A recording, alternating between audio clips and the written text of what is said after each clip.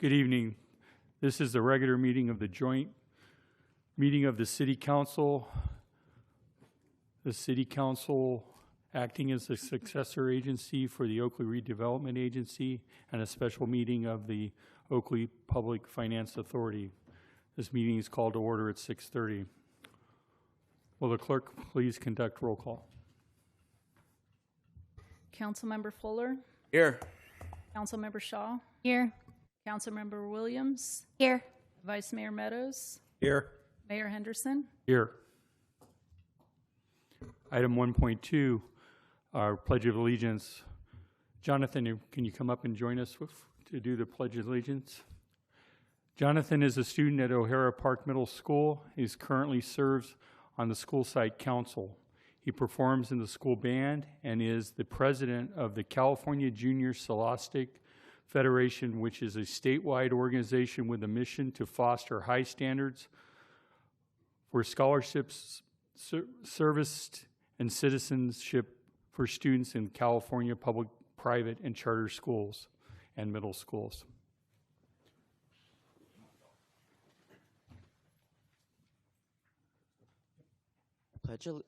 I pledge allegiance to the flag of the United States of America and to the republic for which it stands, one nation, under God, indivisible, for liberty and justice for all.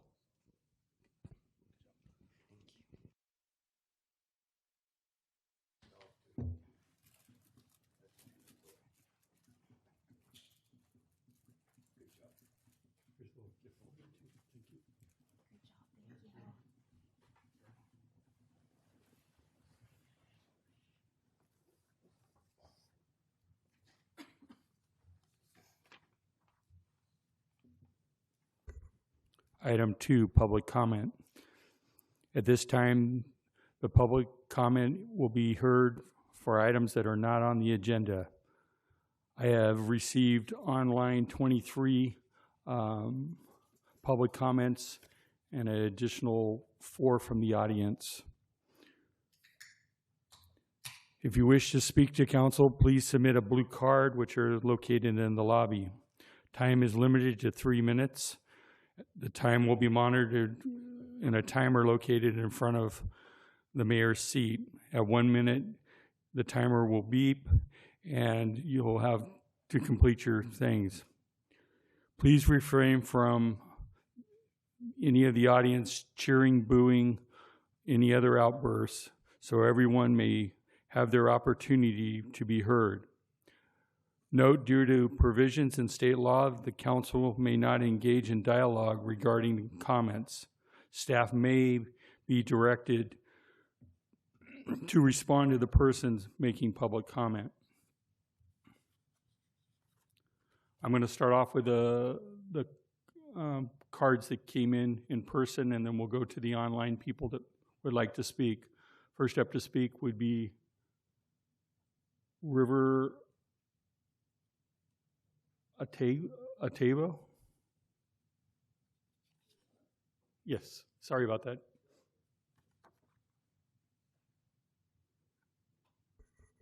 Hello, City Council. Good evening. This is regarding agenda item 7.2 on the report back from the Planning Commission. As a Contra Costa resident, as well as through a tech internship in which I've done extensive research on AI, I find it deeply troubling that the council, as well as the Planning Commission, has come in consideration for the establishment of AI data centers. According to an MIT study, 1,270 megawatts of power is required to operate these data centers, with thousands of gallons of water to cool them down. How can you gain the trust of your constituents when you're increasing the cost of living through higher water prices, adding more stress to our power grid, and the Planning Commission makes a recommendation that it's going to add jobs? Do you mean the 3,700 temporary construction jobs that are all going to be laid off when the facility is finished building? And the tens of thousands of jobs that are replaced amongst multiple industries that AI was designed to replace? We see this in other states, these establishments of different data centers causing harm on their environments And this doesn't just impact Oakley. Any city bordering the Delta will be impacted, including Antioch, Brentwood, Oakley, in which this Bridgehead industrial project is going to commit massive harms to our environment. Don't destroy our ecosystem, don't destroy our community, and don't pass any law with this resolution. Thank you. Next speaker, Bud Chaddick.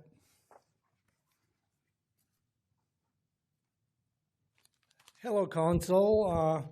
Thanks for having us up here. Pretty hard to go past what you said. I read the same MIT stuff, and very, very true. I also just really have a rough time with all the resources like the gentleman stated before me. And I don't think that you can keep up with the infrastructure with what we got going on now, even if it was to be brought forward. I think it's just kind of like a dream, if you would. I call it like a unicorn, if you would, reaching for it. The other thing, I study markets quite a bit, and heard a lot of stuff about a lot of people are saying, well, we're not seeing, where's the beef, in other words, like the old commercial said. Where's the money? When am I going to get paid for my investment? There's some people backing out of this. Yeah, there's people putting into it, but it's a very rich 1% type multi-billionaires that are just funneling it. And to me, that's where the meat of it's going to come from. Yes, there's going to be investors on the sideline going up and down depending on what kind of things they do. And I look at that as kind of a shell game, 3 shells on there. What's the P under? That's kind of how I look at that. And I think that would really, be sad to take a lot of words from some of these people. Yes, it's supposed to take over things and help out. There are certain things. But then again, I think it's good for us to use our brain and maybe read once in a while without, I'm old school. I went to a library. Yeah, I'm not getting it at my fingertips. It ain't going rapid fire. I think there's a lot to be missed with this. I got the article on this whole thing. I read the newspaper, several of them, and I just don't think it's a good idea.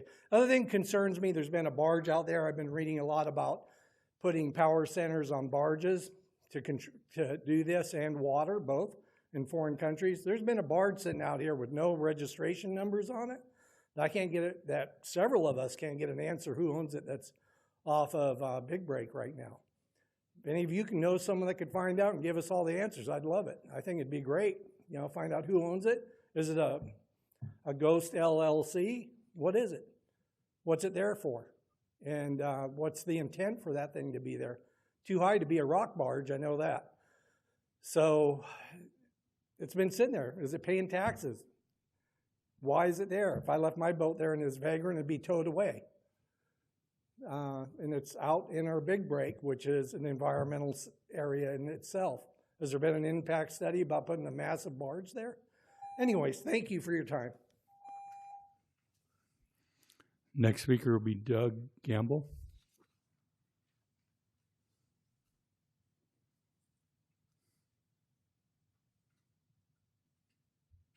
Good evening. I just wanted to echo some of the same sentiments you're hearing from other speakers, which is an AI data center just doesn't fit into our community. That doesn't mean all data centers don't fit. There is a big difference between an AI data center and other data centers that would be used for cloud storage or running a server. AI data centers use high density chips. They consume a lot more electricity than regular computers. I mean, more than you can even conceive how much more it takes. They also have to be hooked directly up to water, and that's where the water usage comes from. A regular data center used for cloud storage or something would run off of computers very similar to what all of us own and use, wouldn't be used water to cool it, does not use enormous amounts of electricity like an AI data center. That would fit into the community. But the current proposal that I see doesn't discern between the two. It just talks about data centers.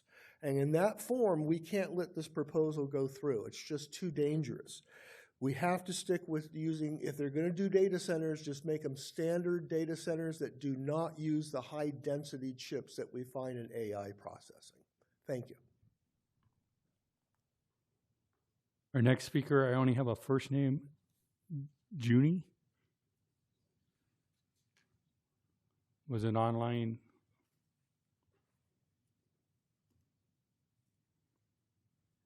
Marlena Howell.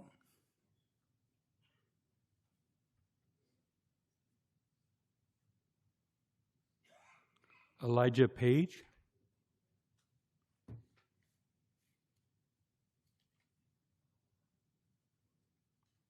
Zari Jefferson.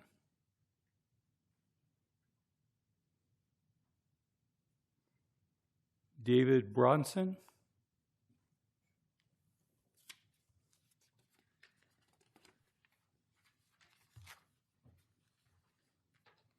Brandon Hyena.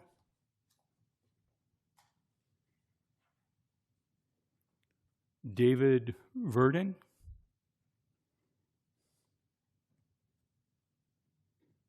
River. You are okay. Michael Dupre. Well, I'm against the data center, but this is about something else. To paraphrase Dr. King, those who passively accept evil are as much involved in it as those who help to perpetrate it.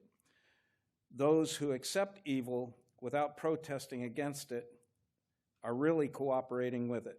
Racism is a social construct that emerged during the late 15th century and early 16th centuries, coinciding with European exploration and the resulting encounters with diverse indigenous populations.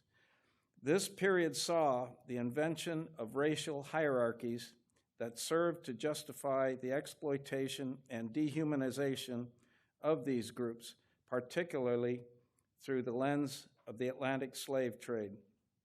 The concept of race itself is relatively new, evolving from earlier geographic identifiers to classifications based on skin color and physical traits, a shift that gained traction in the 17th century.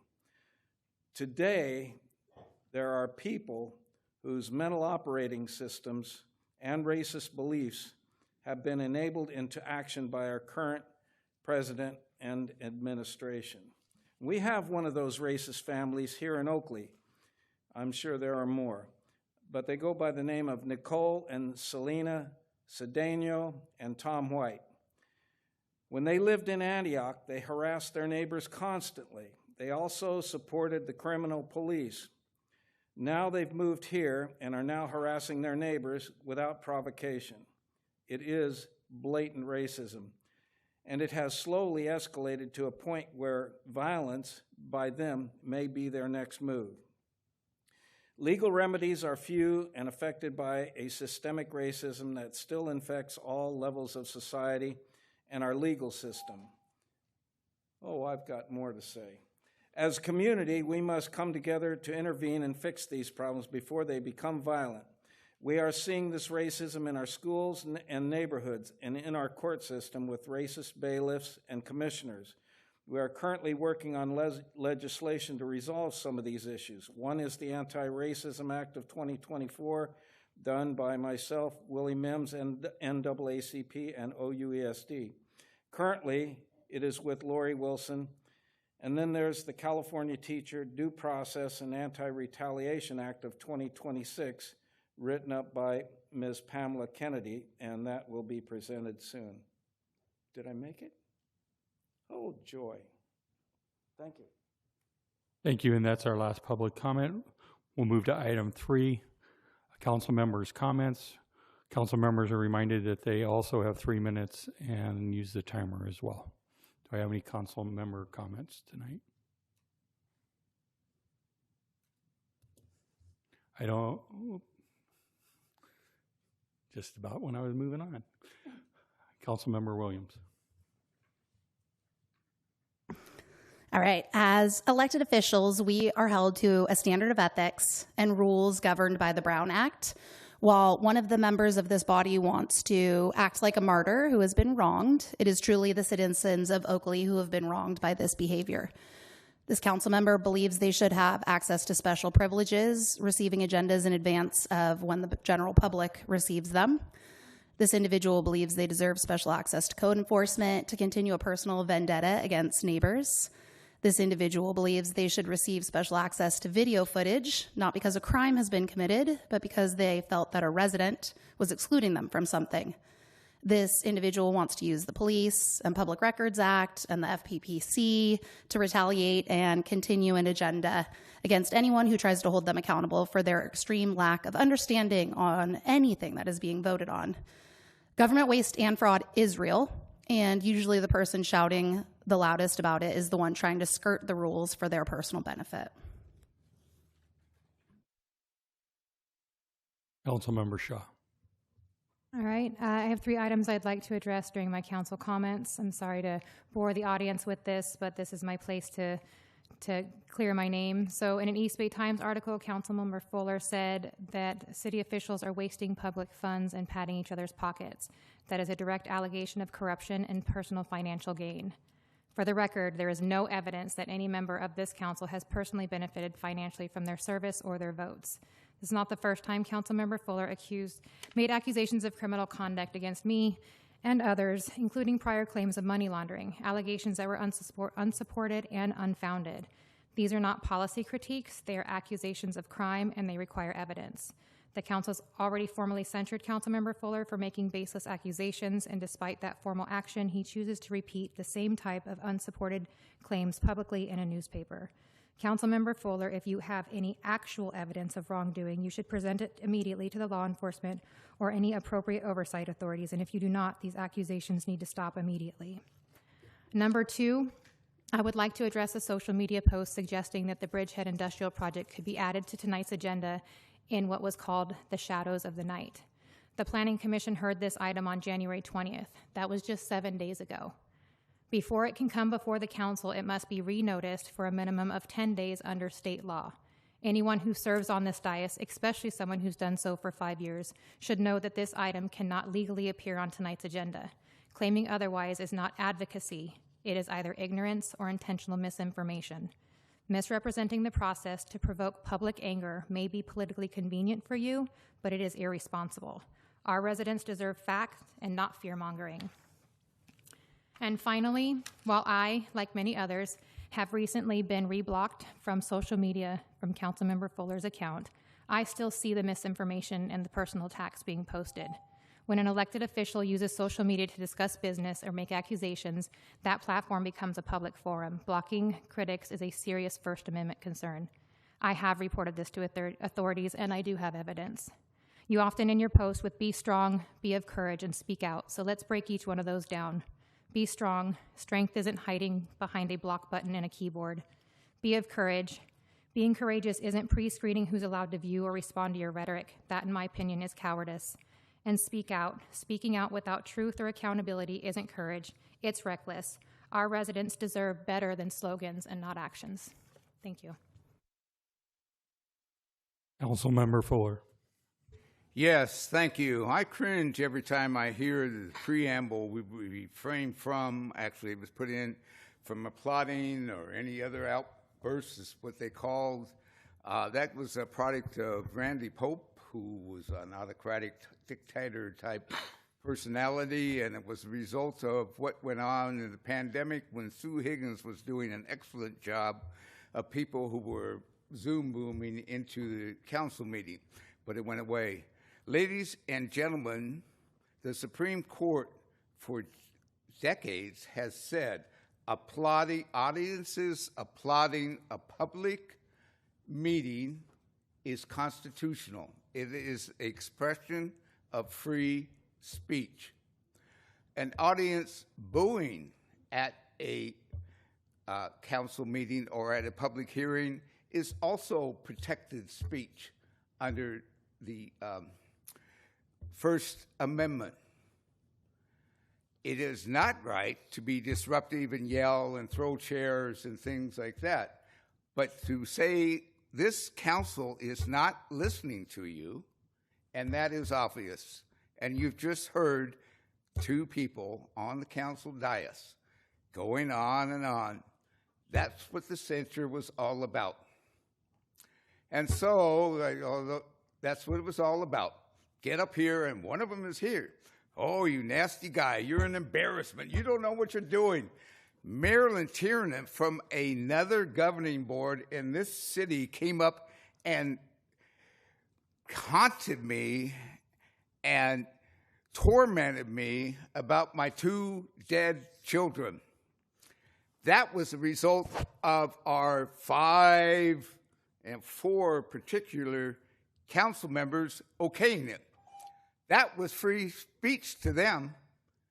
But in here, if you plot or otherwise, it's time in Minneapolis, they are fighting to regain democracy and losing life. It is time to be strong. It's time to be of courage. And it's time to speak out. That's it. Item 4, consent calendar.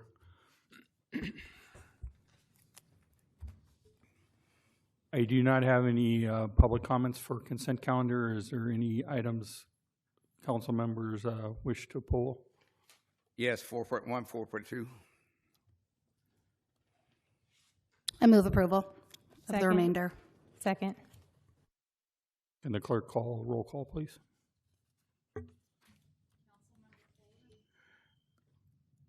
On the remaining ones, aye. Councilmember Shaw, Yes. Councilmember Williams, Yes. Vice Mayor Meadows, Yes. Mayor Henderson, Yes.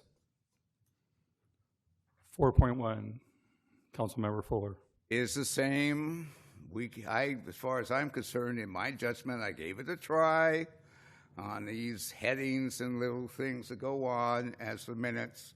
I find them incomplete. I find them time to change.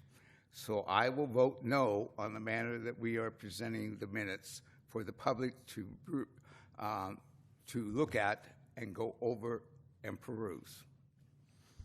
Move approval. Councilmember Meadows. Oh, sorry.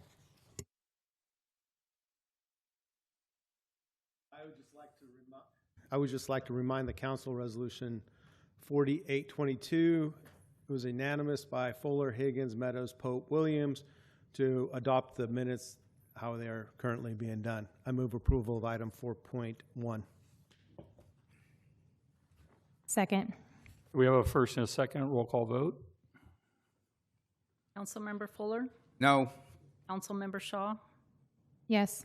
Councilmember Williams, Yes. Vice Mayor Meadows. Yes. Mayor Henderson, Yes. Item 4.2, Councilmember Fuller. Yes, it says here the state law that we have to put these in. I'm not going in this agency to exclude the any accountant from reporting any possible conflict of interest on Form 700.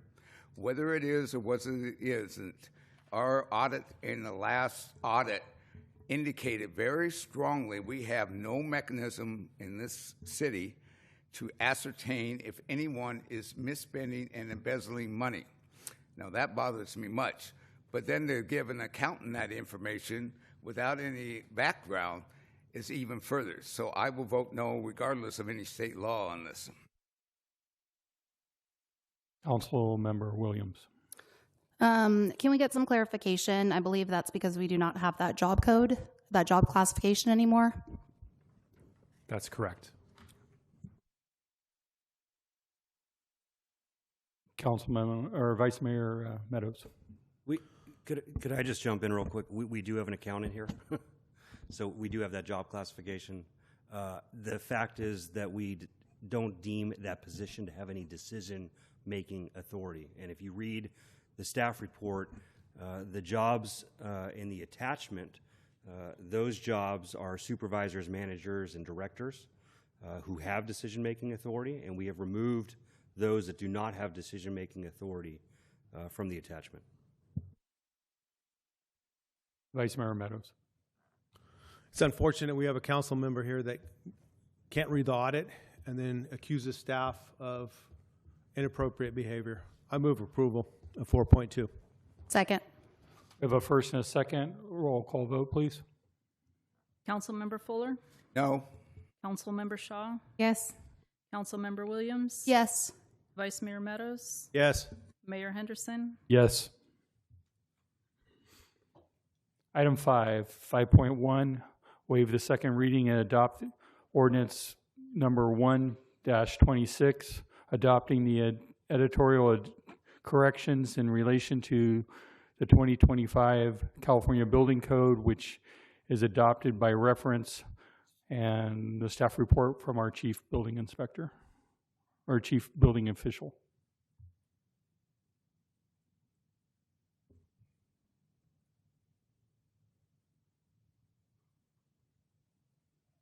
Good evening, Mayor and council members. I'm Conrad Fromm, the Chief Building Official for the City of Oakley. This is, my understanding, this is a little different because it's kind of backwards on how we present this. But this is just a normal thing. Every 3 years, California updates the building codes for construction. And so this is just an adoption of that new update that happened January 1st. Thank you, Mr. Mayor. Maybe I can also chime in. So, again, our building official is correct. What we're doing is simply adopting the most recent codes. This is a triennial process. The California Building Standards Code Commission sets these, and we're simply adopting the codes. By law, we are required to do this. There is a process, and you may have seen other cities do this, where they make exceptions or they make changes to the code. Technically, you can't make an exception unless you provide the same level of building integrity, but you can make some changes for unique climatic, geographic, and other conditions. We're not really in that position. We never have been. So this is a really benign and perfunctory matter. We have to go through this process. Just a question that you're probably wondering, why are we doing this at our second reading? Because ordinarily in our first reading, that's when we really dig in, and that's when we have the comments. When you adopt uniform codes, which is what we're doing, the law switches the process. It says your public hearing has to be at your second reading. And so what we did is we introduced the item on the consent, as was explained to you, and then tonight in your second reading, you're doing a noticed public hearing. So I do want to be clear, we did notice this as we notice other public hearing matters. So, but there's really nothing going on here other than we're just adopting the codes that the state requires us to adopt. Any questions for staff? Seeing none, I'll open the public hearing. Is there anybody who from the public wish to speak on this item? We received no online public comments on this. We've seen no one wanting to speak. I'll close the public hearing and bring it back to council for deliberation.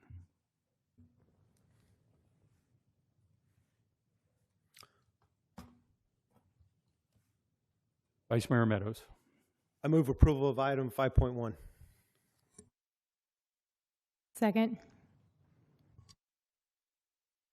We have a council member Fuller. I'm sorry, Okay, then I'll second it. I will go ahead and say. we have a first and 2 seconds for a roll call vote, please. Councilmember Fuller, Aye. Councilmember Shaw, Yes. Councilmember Williams. Yes. Vice Mayor Meadows, Yes. and Mayor Henderson. Yes. Thank you. Thank you. Moving to item 6, regular calendar, 6.1. Iron House Sanitation District freestanding electronic reading board, SP 2025-03. Staff report will be from our associate planner, Evan Gordon.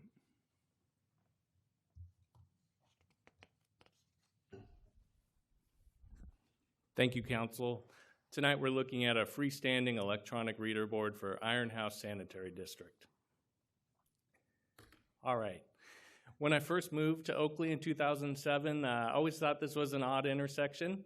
It's kind of stark. It has that curvy driveway, and if you were to look off screen, it goes under railroad tracks. I was always like, oh, I wonder where that goes. And one day you find out it goes to Iron House Sanitary District. Their facilities are outlined there in orange. And then the area we're really talking about tonight is that blue dot there. And then this is the intersection of Rose and Main. All right, so our Oakley's traffic impact fee program outlined this intersection for safety improvements one day.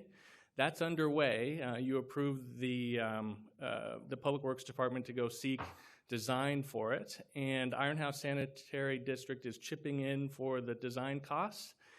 As part of that, they're including improvements to their entranceway, including a sign, and that is that blue square there, circled in red. This is Capital Improvement Project 211. It includes new traffic signals here, or a traffic signal, curb gutter, and ADA ramps. All right, so if we get into the sign itself, which is the subject of tonight's application, it is a freestanding double-sided LED electronic reader board. It would be mounted on a concrete pedestal that would be unpainted, smooth concrete, and it would be used to display community information related to the sanitary district's operations. And then it would also have the district's address on it. So here's just an image of it. In total, once on top of the pedestal, it and the pedestal is 8 feet tall. It would sit amongst a large landscaping project. So they're looking to beautify their entrance, make it a nice, appropriate entrance for Iron House. And so here's that proposal. The sign, again, is that blue rectangle there that sits in the top left corner. And then the different circles represent shrubs that would be installed and the different varieties throughout that curved driveway.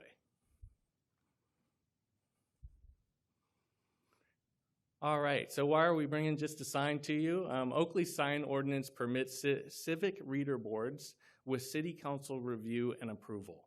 City staff find that the proposed reader board sign is appropriate in that it's intended to communicate operational, public notice, and community information consistent with the purpose of reader boards approved for other civic uses across town.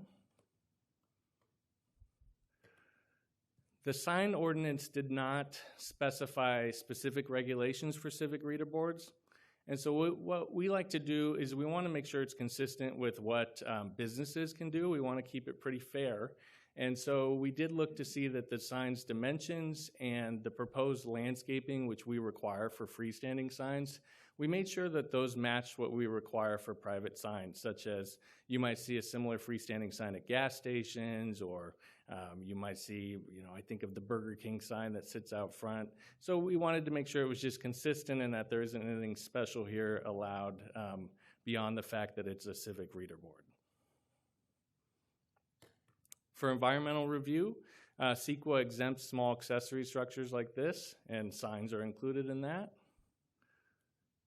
And finally, staff recommends the City Council adopt the resolution approving Iron House Sanitary District's freestanding electronic reader board sign. I can answer any questions you have. Dana Gemmel, the district engineer for Iron House Sanitary District, is behind me on my left. She can answer any questions you have from the district, and I appreciate your time. Thank you, Council. Hey, questions from staff? Seeing none, any public comment? No public comment. Bring it back to council for deliberation.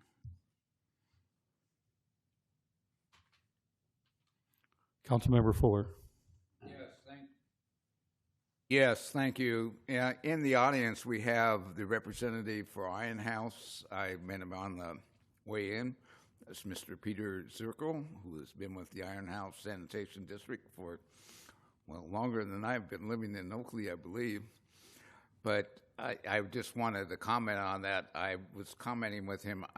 In the past, I am now seeing, in the past few months, I have been very impressed with what's going on in there. I have been very impressed with how they're going, which way they're going, what's being serviced, things of that nature. And I just wanted to comment. I'm glad that they are a partner in the community.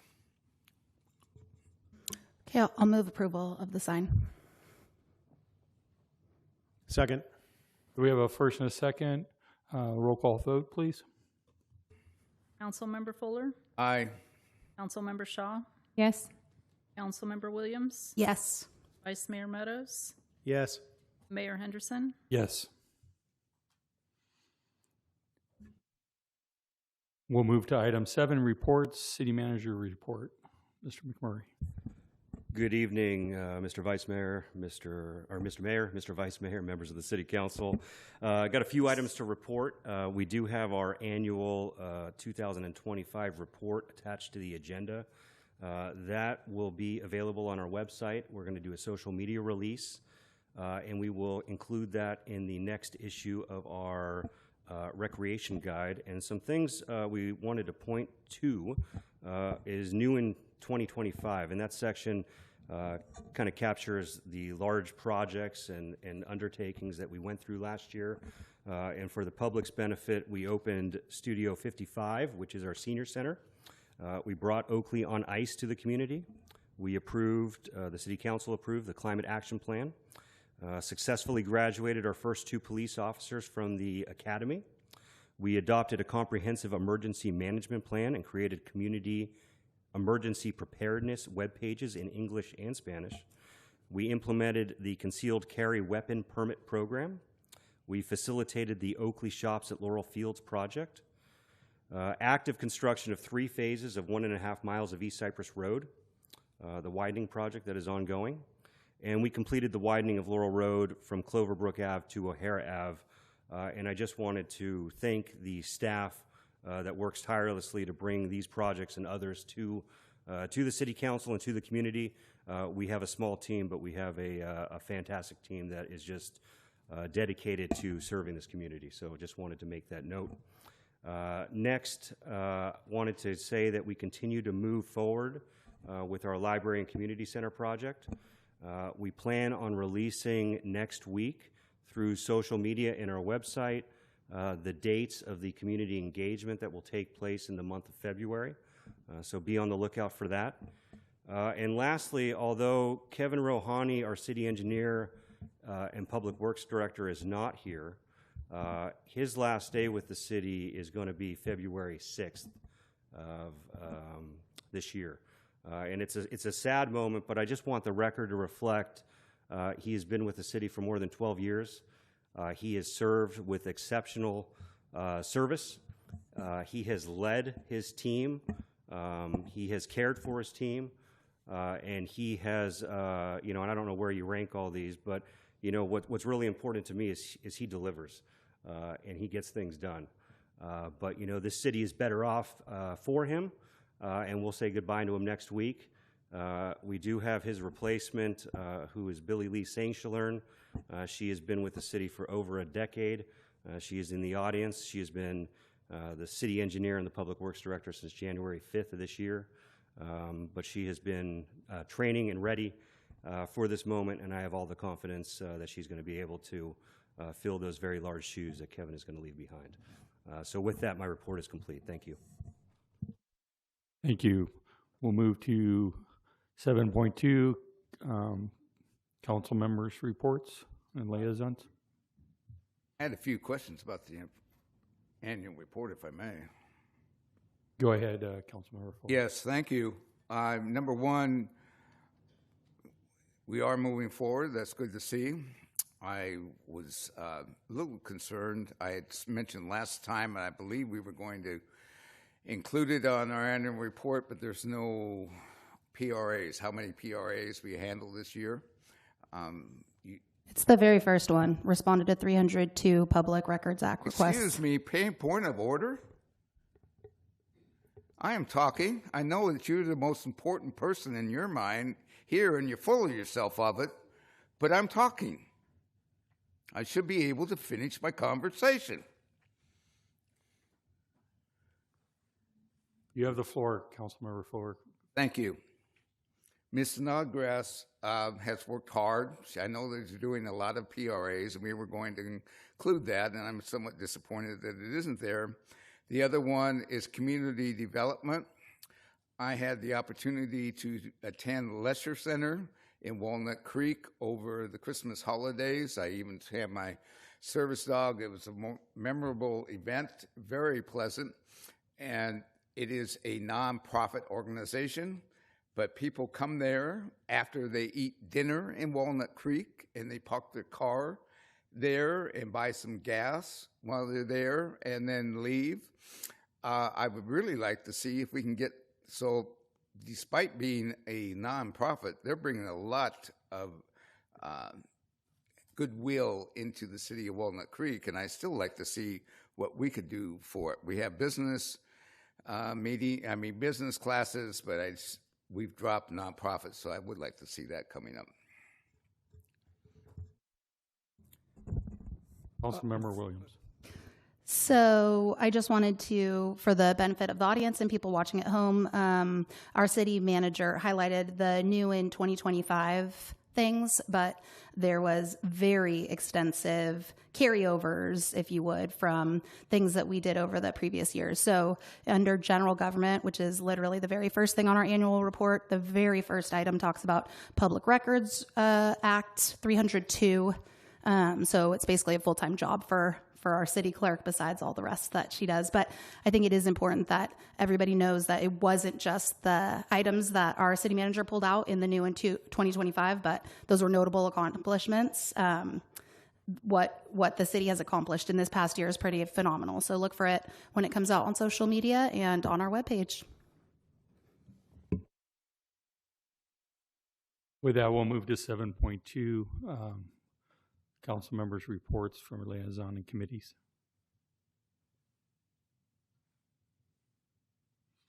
Councilmember Shaw. All right, since the last meeting on the 15th, I attended a Cal Cities East Bay board call. I was appointed to the new bylaws committee, which we are reviewing and updating the bylaws for the East Bay California League of Cities. On the 16th, I attended a crab feed to support County Supervisor Chanel Scales-Preston from District 5. I also on that day did a next door meet and greet with some of our local residents. I try to do that once a month. On the 20th, we had a meeting with our mayor. Sorry, I had a meeting with our mayor, our city manager, and Tri-Delta to talk about future collaboration with PD and transit to promote transit safety. On the 23rd, I was in Sacramento for a policy committee. I am assigned to the Public Safety Policy Committee, and we set our top 3 work priorities for the year, which is Prop 36 implementation and funding, addressing fentanyl and other controlled substances, as well as wildfire mitigation and Zone 0 implementation. And while we had other topics such as juvenile crime, nitrous oxide epidemic, with other substances, plus EMS regulations, we are going to work on all of them, but we did have to set our top 3 priorities.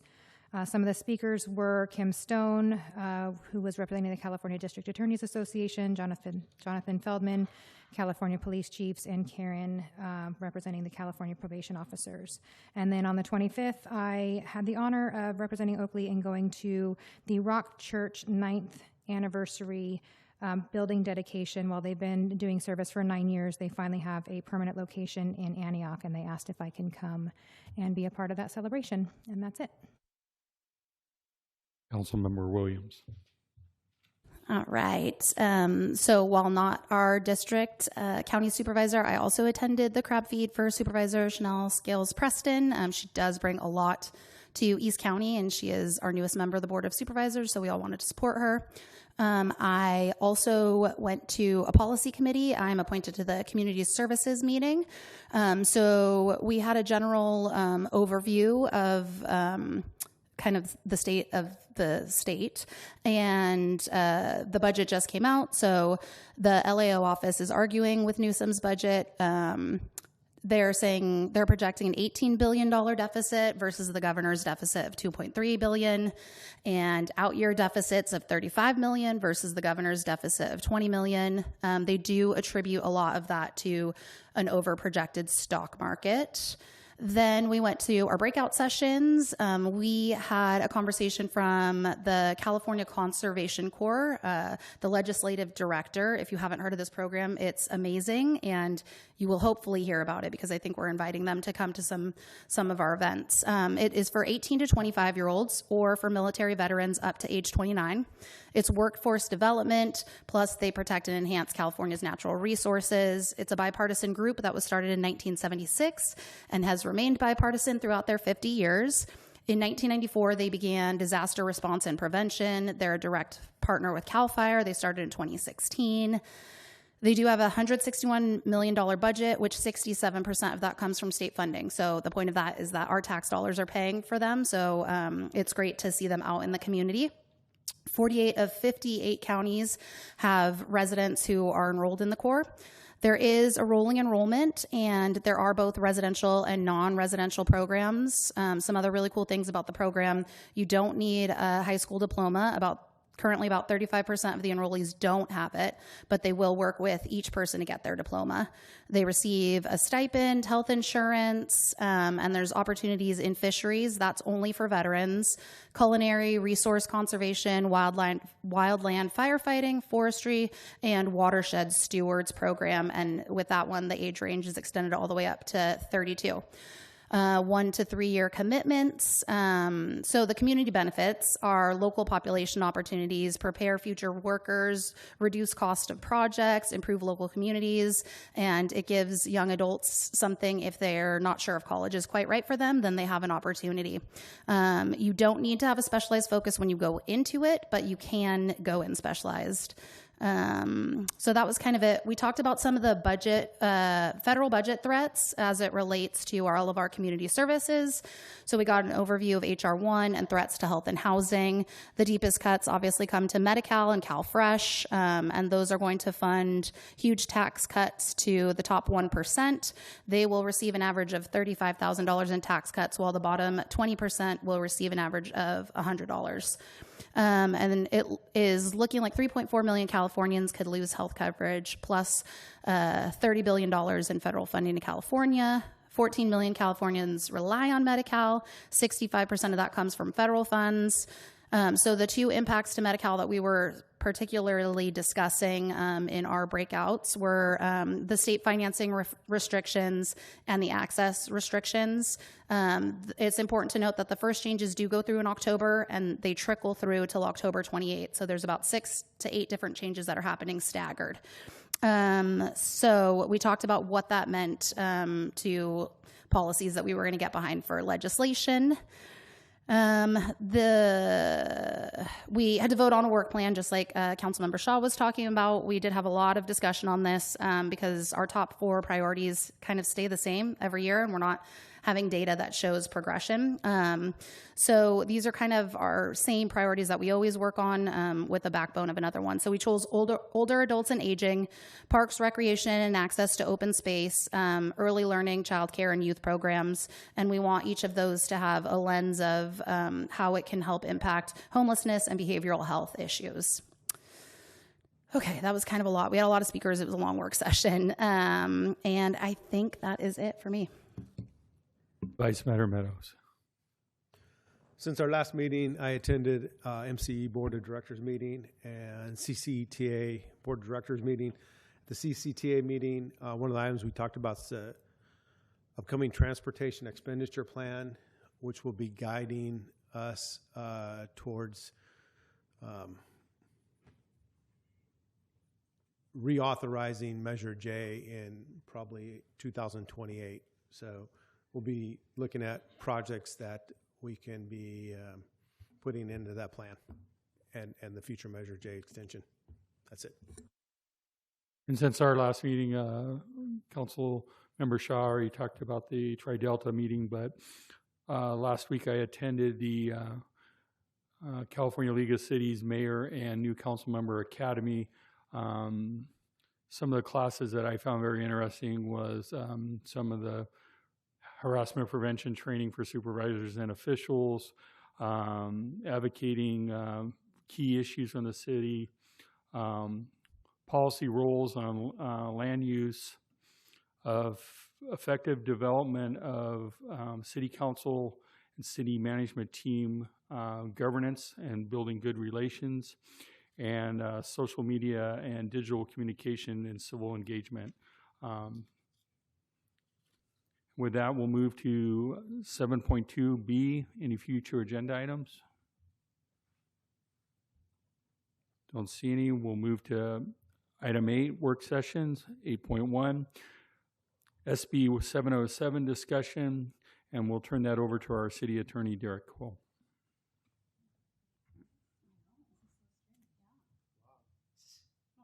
Don't get used to this. All right, so, well, I guess I should be formal. Good evening, Mayor and Council. So tonight I want to discuss SB 707 with all of you. It is a little weird to talk to you from here rather than there, so it's going to take some getting used to. But this is the biggest change in the Brown Act in years. And so we wanted, and there's some decision points. So what I'd like to do is just go through the presentation, and then if you don't mind, I'd like to sit down and take my questions from there. If that's okay.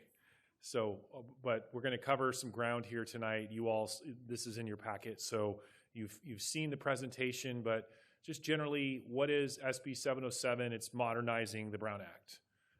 We had in COVID, we all kind of got used to the audio-visual platforms. We played around with that here.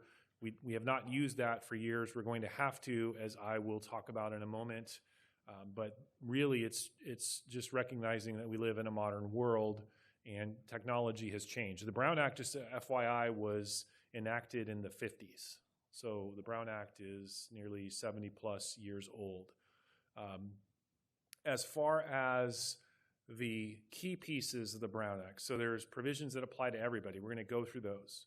And then there's provisions that apply to what's called an eligible legislative body, which is basically any city over 30,000 population. That includes us. So we're looking at 2 phases. The first phase is right now. What has changed in the law that we're complying with today? And then we have some decisions that you'll need to make because we have to essentially go live with some type of audio or visual 2-way communication system for this body. And that will take effect in July 1. So as far as what's happening today, we just to give you the background. So we had the pandemic standards. Initially, the governor gave us some executive orders. Those of you who were on council back then, you may remember those.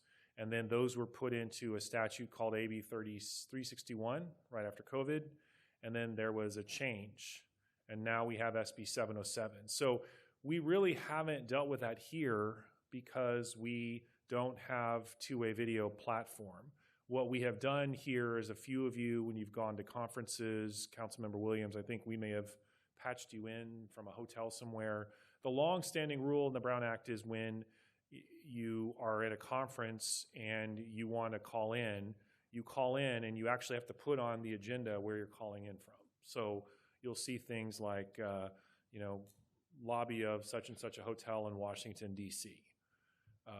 That's where we have been. We haven't really utilized the audiovisual other than that limited use. But there are some situations where other councils have allowed audiovisual platforms when a council member is sick or they have to care for a sick child.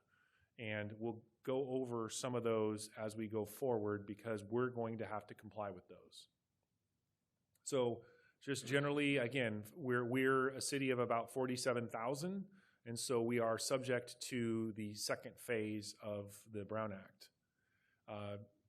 Phase 1 that already is taking effect, just we'll cover briefly training, social media, compensation, and then some of the remote rules that we're not really following right now because we don't use them, but I want to tell them to you because you're going to be able to use them starting July 1.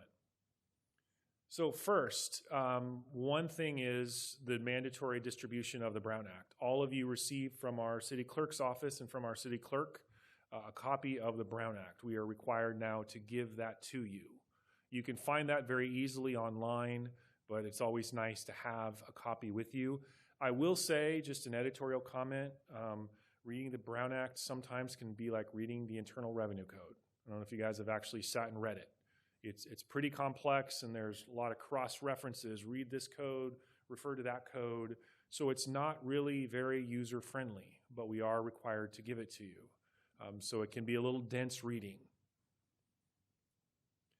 As far as social media, so I think it was a couple years ago I gave this council a presentation. I think it was with this current council. It may have been with some predecessors. I can't remember how long ago that was. But the gist of the social media rules is that you can post on social media. And some of you are active on social media. That's fine. What you can't do is start having a dialogue amongst yourself on social media. That's where you run into potential quorum issues, serial meeting issues. And so the law has been extended, but it does clarify that if you're the poster, if you post, there's a big meeting, the Bridgehead application, if you want to just say to the public, we have, when we set the date of that city council meeting, just everyone, we know there's interest in this issue, the council will be meeting on such and such a date. You can do that now. And if someone asks you a question as a council member, you can respond. But the key is that you guys can't start, liking or sharing or retweeting or re-Xing or re-threadsing. I'm not really sure what, there's some re-LinkedIning, whatever you use, nextdooring. I don't know what Nextdoor, I don't really use Nextdoor. I know you guys do. But that's a problem when you start commenting on each other's social media, or even just a thumbs up, even just a like. That is registering an opinion, that is registering a commentary. So that's ultimately, you can use social media. You absolutely can. But the other thing that is important, because this was the esoteric issue that used to exist before this law took effect, is what if you read somebody's social media post? What if all 5 of you, one of you posts and all 4 of you read it? Isn't that effectively a meeting? Because now Councilmember Meadows posts on social media, now you know what he's thinking. Just reading somebody's social media post is not a violation of the Brown Act. You can do that. So again, the issue arises when you register some type of response, even if it's just a thumbs up. And so that's really not different than what existed before, but what the legislature seems to do is they put in like 4 or 5 year increments. They put in sunsets, but then as they get up to the sunset, they extend it. So this law is actually technically in effect now till 2030, all of this. As far as compensation, so this will affect us. So when our city manager when he was hired, when we've had contract amendments, we have had to report out orally the compensation, the value of the compensation. This change in the law goes all the way back to the City of Bell scandal. And I do a lot of speaking on the Brown Act, and so it's 2026. Sometimes when I say City of Bell scandal, not everyone knows it. I think all of you do. But the City of Bell scandal, for those maybe who are listening, you can Google it and you'll see some pretty horrendous things happened where a city manager in a very blue-collar district, blue-collar city in Southern California had basically in 2008 a salary of about $850,000 because they would have these artifices and these meetings where they'd have special meetings, but no one would really figure out when the meeting was, where it was being held. There was really no notice. And so technically he was able to get what looked like lawful salary increases all the way up to that absurd amount of money right at the start of the recession, the Great Recession. And so the legislature said some years later, you have to orally report out the city manager's compensation, the high executive's compensation. You can't just put it in a staff report, and we've always done that. This law now says that all of our department heads have that same requirement. So we have to do that not just for our city manager, but also for any of members of our executive team. As far as remote participation, so we'll talk about remote participation, but one thing that is good about this, there were some Attorney General opinions last year that clarified that someone who needs an accommodation, and the accommodation would be in a remote appearance, that's lawful. What this law says is that doesn't count to the quorum. So the audiovisual rules say at least a majority of you, at least a quorum, have to be here physically. But if we have a situation where a council member requires an accommodation, and we accommodate them by a remote appearance, they don't count towards the quorum. So effectively that means that they can always appear remotely. And then as we're going to see, there's a limit to 5 remote appearances that you can do as a council. They would not be subject to that. So I mentioned that if that ever becomes an issue, that is something that you have available to you. And if that were ever something that you needed, obviously confidentially, you can address that with staff, with the manager's office, with me, and we can make that happen. But that is a good change that clarifies something in the law that was before that gray. So as far as how remote participation will work, we're going to talk about the need to have permanent two-way remote access for the public. But what about for you guys? What we used to have are just cause and emergency circumstances. Just cause. So if you had an illness, or if you had to be away on a conference, or you had something work-related, it either was just cause or it was emergency circumstances. And the legislature said, as a practical matter, we don't need to have these 2 different buckets. We'll just create one bucket. So basically now, if you have a family medical emergency, you need to take care of a child, you have caregiving needs, or you're in military service, if you are in the reserves and you are on a reserve, you're giving time to the reserves, but you can appear, you can do that remotely, or a contagious illness, obviously a very good reason. So that now is something that all of you will have. All of you will be able to do that once we implement our 2-way system, and so that is a good thing. One caveat is that you do have to give notice at the start of the meeting of anyone over the age of 18 who is in the house with you. Now, you don't have to say give their name and their birth dates and all that. You just need to say, my child, my husband, my wife, my spouse, whoever is in the house with you, because, the idea is that there needs to be some notification of who else is with you. And so just, again, before it was pretty wonky, but for you guys, you'll have 5 remote appearances that you can make during any calendar year. And again, we went through the requirements of what constitutes a just cause. It will be up to you. What we will do is when you have that, you will need to notify us at the very beginning of the meeting. I have a just cause. You'll need to provide a very simple statement of what your just cause is. You'll need to disclose who is in the house with you, or who is with you. I guess now, one question is, what if I'm in a conference and I'm at staying at the Mayflower Hotel in Washington, D.C., and I'm in the conference room? I don't think you have to go to every single person and get their name. I think you could just say, I'm in a conference room, I think that would work. But that's a little bit gray, but I think there's a rule of reason that would apply. And then our clerk's office is required to keep track of that. So that's something that our office will work with the clerk to develop a tracking mechanism.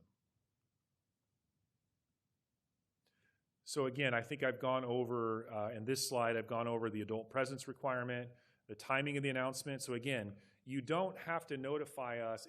First of all, for the sake of management, for the sake of the clerk, and to the extent that I need to give any advice, it would be helpful to know as soon as you know. So if if we have our meetings on Tuesday and the week, the Thursday before, it would be helpful for you to tell us so that we can plan for that. But technically, I know sometimes you get sick on the day of a meeting, or one of your kids gets sick on the day of the meeting. There's times when you simply can't, you don't know maybe until the day of or even a few hours before the meeting that you can't attend. Whatever the case, what we will need to do at the very beginning of the meeting, so if, Councilmember Shaw says, I'm sorry, I need to care for somebody who's sick now, I cannot come, then at the beginning of the meeting, we would have her state the basis for not appearing in person. That would be put on the record, and then we would move forward. So that's how that would work. But we need to do that at the very beginning of the meeting. As far as the orderly conduct rule, so there was a change, and I think I have given advice on what happens if we have disorderly conduct. That legislation has been carried forward. That was given to us. For years, there was a standard that if you put two city attorneys in a room, you get three different opinions on what it meant. It was very confusing. And then the legislature about 3 or 4 years ago changed that and gave us a meaning that I think most of us in my profession feel is reasonable. Basically, it requires that we have procedures in place, which we do. We have a resolution. It requires the person running the meeting, which would be the mayor, to give a warning to somebody that they are disrupting the meeting. And if they persist in the disruption, they would be removed. Disruption means that literally you are stopping the meeting from happening. So if I stand here and my 3 minutes is up and I refuse to yield, I refuse to move, I get up and I stand on these tables and I do things that are stopping the meeting from actually happening, then that would be a disruption. That would be one example, and then we would have the removal. Thankfully, I have never, in any of the cities I've worked in, or counties or city or special district, I've never had to deal with this, thankfully. I hope I never have to. But there are some cases in the internet, you can watch YouTube videos where this has happened. And that will also allow us to deal with the Zoom bomber problem. So we'll talk in a moment about the audio-visual, but basically we can do this if anyone basically is trying to be disruptive on Zoom, then we can do the same procedure. Now the good thing there is whether we use Zoom or we use Teams, they have the ability to mute somebody. And we do have the authority, if we have given the warning and they are being disruptive and they refuse to yield, to mute them. And that way we can stop them from commenting. So it applies not only to people who are here, but also to the Zoom bombers. And I think all of us who remember the days of COVID when the Zoom, phenomenon was exploding and everyone was switching to that, there was some pretty crazy stuff. I think some of your peers in this county had some really ugly, very ugly comments. And so there is a mechanism to deal with that. All right, so that's phase one. So that's the stuff that we must deal with now. And city administration, city clerk, and my office, we're working very hard to make sure we do. I think a lot of that is a codification of things that had already existed, and it's just being carried forward and clarified. Now let's talk about really the main event, phase two, which takes effect on July 1. We will have to have a two-way interactive process. That means that the people who speak will need to be able to speak to you, and you will need to be able to hear from them, but they will also need to be able to hear from you. So it's two ways. So the one-way system, like what we have now, where we broadcast simultaneously on, I think it's Granicus, Granicus is what allows us, that's the platform a lot of agencies use. That's not enough anymore. So having, the in-person appearance and letting everyone who wants to watch, the problem is right now all they can do is watch. And if they want to comment, they have to get in their car and drive, and by the time they get here, the item will already be done. So we have to have a two-way system. And then again, putting on YouTube, which a lot of agencies do, they do simultaneous YouTube broadcasts, that will not be enough as well. So even if we go to a different platform, if it doesn't allow two-way, then that's not good enough. And then there must be accessibility standards. So the links that we provide, the dial-ins, they must be accessible from an ADA standpoint. Here's something that thankfully the legislature considered, which is what happens if the service fails. You know, and of course, we've experienced that here when in our broadcast. In our one-way broadcast, we have had times where the broadcast stopped, and so we had to stop the meeting. We will need to do two things. Number one, we will need to have a disruption policy that will talk about how we will handle that, which our office will be preparing in consultation with management and with the city clerk's office, and then presenting to you for approval. So that will be forthcoming most likely in the second quarter of the year, but well in advance of the July 1. But basically what the law says, the default is that you get an hour. So you have to stop the meeting for an hour. If the outage persists for more than an hour, then we can continue the meeting. And we can have just the in-person only meeting. And then we'll have to talk about how we're going to go about rectifying the situation, how we're going to notify everybody that we have to turn off the, we can't get the audio-visual working again. One helpful thing that the legislature allowed is that we can convene into closed session. So if we have, and in this city, we do our closed sessions after the open session. So if we get to a point where we feel like, 5 or 10 minutes have gone and our IT tells us, look, this is going to take some time, then, we can have the council go into closed session, transact some of or all of your closed session business, and then come back out, and then hopefully we have the situation rectified and we can finish the meeting with the two-way meeting intact. So that was a helpful thing that the legislature gave us. No matter what, if there's an outage, we can't shut people out of the room. So people have to be able to stay here in the room while we're doing this. We can't say you all have to go outside or you can't be in here. The reason being is that the public has a right to see the effort we're making to correct the situation and get the two-way system running again. So again, so the public interest finding, I mentioned we have to make a finding that the public interest would, if we get to that 1 hour period, outweighs the need to have the two-way process. I will be working with our management and our clerk to give you that policy. So all I can do today is give you kind of the broad outline of what this will look like, but you will have input on developing that policy. Ultimately, you will have to approve anything, and if what we present to you, you want to modify, you will have that ability to make sure that you feel comfortable with what will happen in that situation. Roll call, we have to make the finding before there is any further business by a recorded vote. So, we can't just say, okay, we're gonna start the meeting again. The 5 of you will actually have to vote on whether to do that. So that's one additional safeguard that the legislature built in. And then we will have to report the finding verbatim in the minutes and post the notice on the web on the recap page. So there's a lot of hoops that we're going to have to jump through. My hope is that we will not ever have to deal with this. So far in our one-way platform, I don't think we've ever had a situation, maybe once where I'm trying to remember, maybe once we did, but hopefully we will never have that. But we will plan for that potentiality. One thing I'll go through quickly that we don't have to worry about, but some of the cities in this county, the next door city, is if more than 20% of the city's population speaks another language as their primary language, we have to provide translation. We have to provide simultaneous translation, not only here in this auditorium, but we also have to do that online. So we are not yet at that threshold. I believe, though, we're at 20% threshold. We're at 18, or we're close, correct?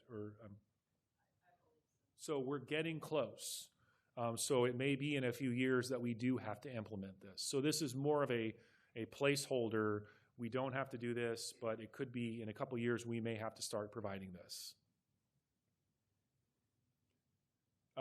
As far as our web page, we will have to have a public meetings web page.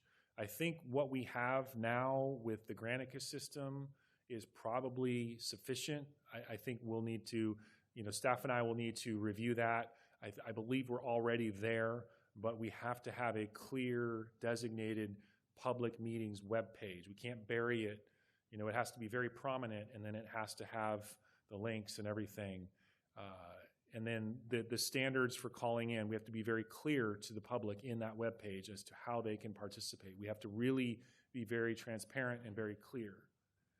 So this is the important piece now, but you know, what I've included on this slide is just what we're doing. Our office will work on the technology disruption policy. We will help in making any findings. We do have an RFP process underway for the audiovisual. I can't necessarily speak to that the way management or our IT can, but there are some upgrades that we will need to make. But here's the key. The upgrades that we will need to make will depend on what you want. And so the big decision item where we need direction, and we're going to ask for that this evening, is what kind of two-way process do you want? Do you want the call-in, where literally we just, we have audio only? You know, Teams and Zoom provide this. Or do we want to have the audio visual, the full Teams and the full Zoom? And then there's a subset question, which is if you want the full Teams and the full Zoom, do you want people to actually be able to have their cameras on and to talk to you? You don't have to do that. And there are a number of cities, we've actually, our staff has polled a number of other cities, and a number of cities are not going to allow others to turn their camera on. So they'll create the web interface, but you know, if you're using Zoom, it'll just be your initials. So that's another decision point for you. And so that's kind of the big ticket item for tonight. So I'm going to sit down. I don't know if management, I may not have covered any of the audiovisual stuff. So I'm going to sit down now, and then I'm happy to answer any questions. And I know if you want to get into technical stuff, and then you know that will be stuff management and our IT can get into. So I'm going to go over here.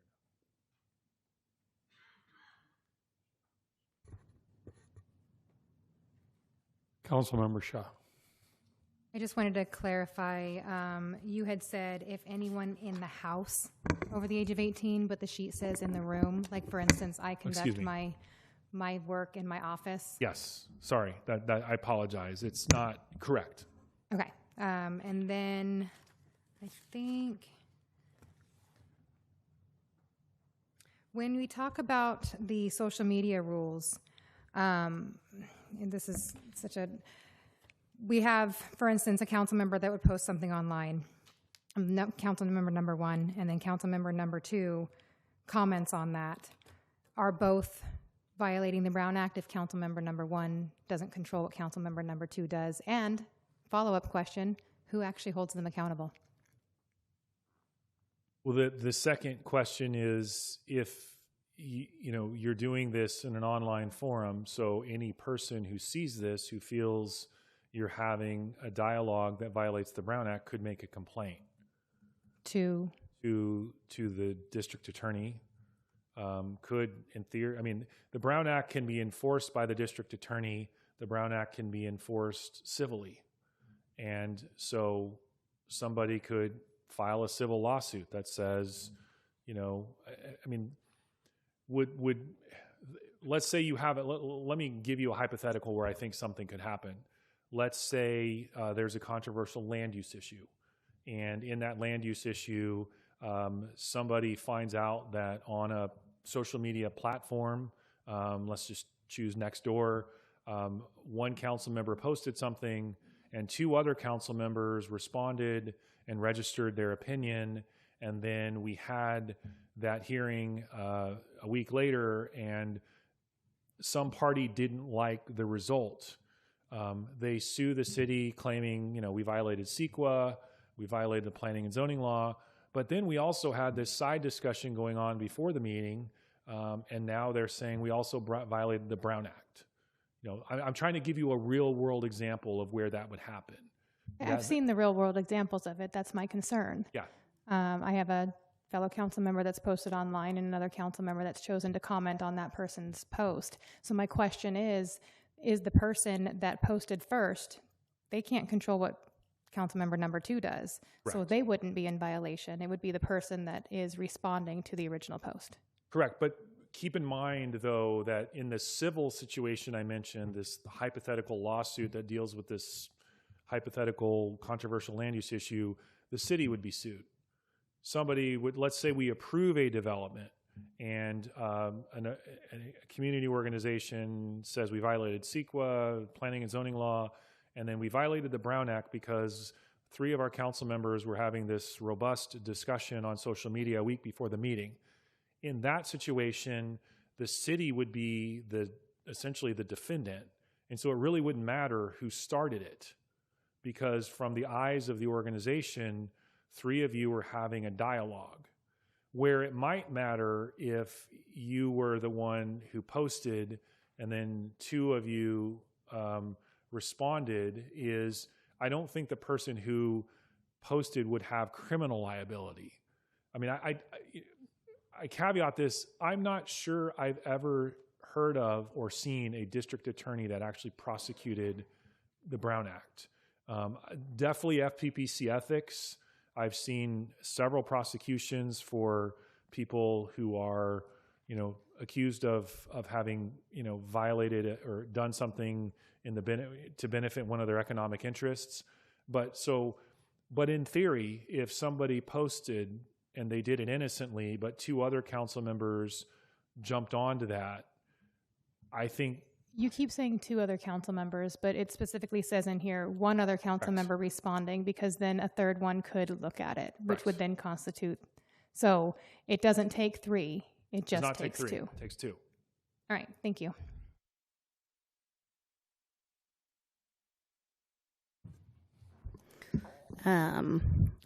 I'm so excited, so I'm going to try not to gloat up here because I really, really wanted this for people. I think I've been asking for 2-way communication for quite some time.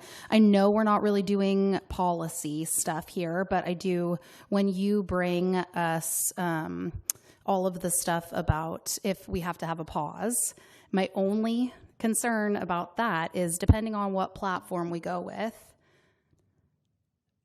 would we then discontinue like YouTube or whatever because it becomes redundant, or would we still also do that? So let's just say we choose Zoom, right? Because we have to make that decision tonight, right? You want us to pick a platform? No, we don't have to pick a platform. Just kidding. So I guess my concern is let's have some redundancy in the case of a mandatory pause, because if our video stream isn't working, we do all the things, we wait an hour, we all vote to start again. My concern is then we won't have any video of that portion that is, after the technology. So that's, if we could just create a little redundancy for emergency situations, not necessarily for all the situations. Sure, I agree. And we can, I don't want to commit our IT and our management to things that aren't technically possible, but I do want to clarify that we can still post on YouTube. If we want to have a YouTube channel where we archive, because we already provide video on our Granicus page, but if we want to have a YouTube page as well, we can certainly do that. And then just post those after the fact so that people can go to you. Because obviously a lot of people don't necessarily want to go to a government website if they can go to YouTube. So we could still do that. Okay, and so then I guess I have a follow-up question to that. If we're using some other platform, are we still using Granicus? Because I think when we were first talking about this forever ago, we were still in contract with Granicus, and it was like this whole thing. So are we still using that as well? Yeah, I'd like to go back to the first question just so that we're all on the same page. YouTube is streamed through Granicus. So Granicus enables the stream to YouTube.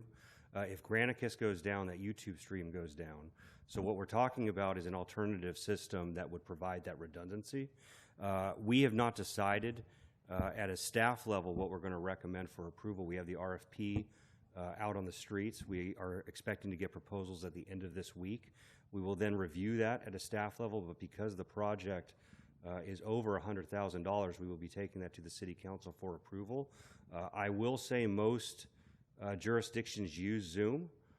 It is a platform that is reliable, and it has the webinar feature, which allows people to enter a room, but not like a typical meeting. So you don't have to assign them, basically moderator status.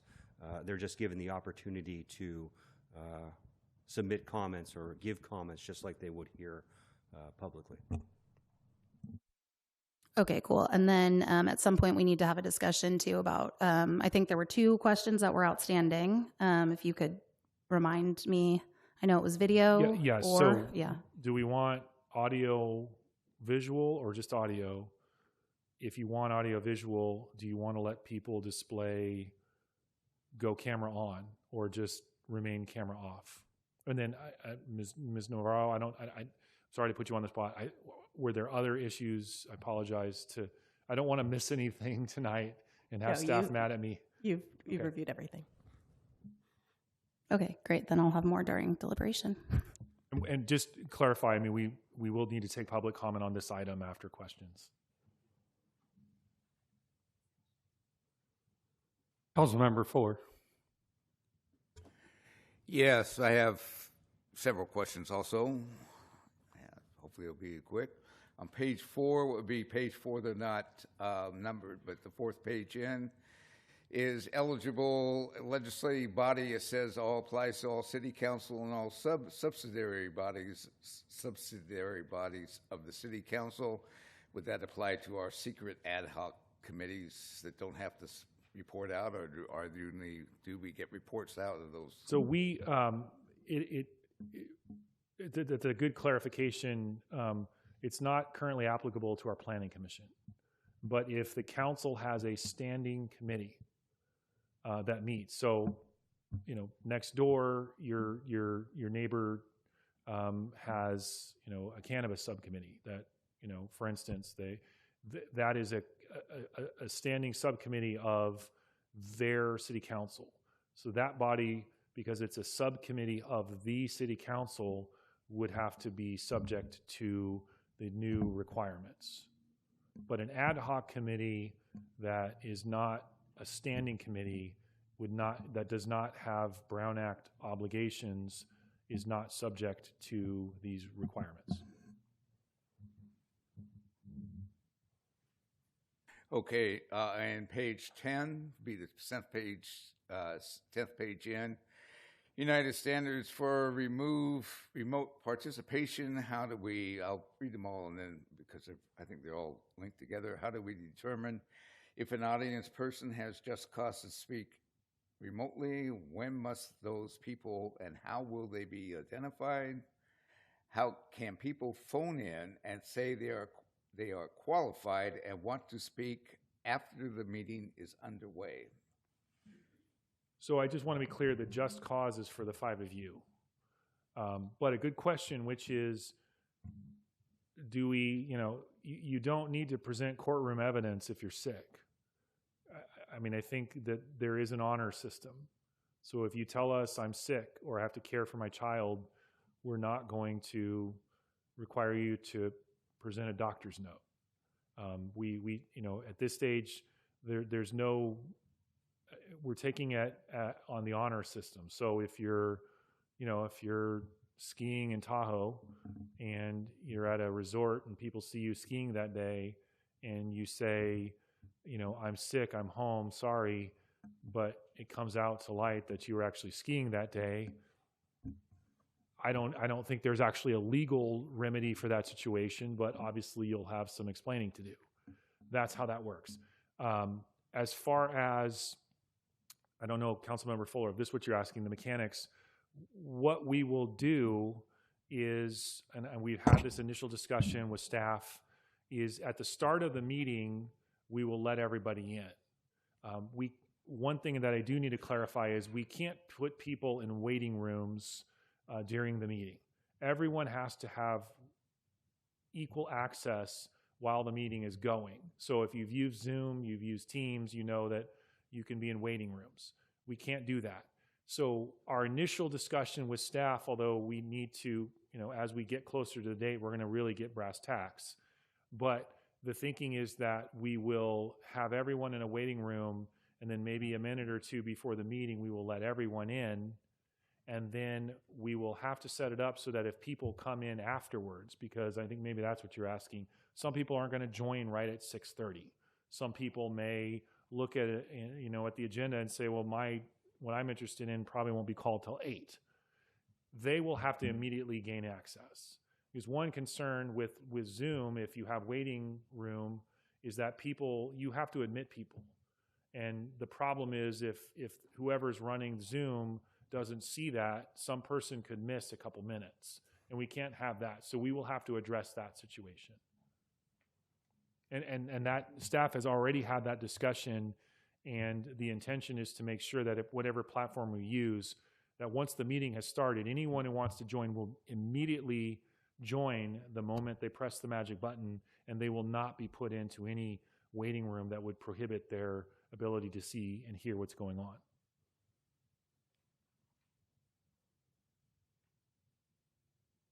Any further questions, Councilmember? Yes, Oh. yes, I do.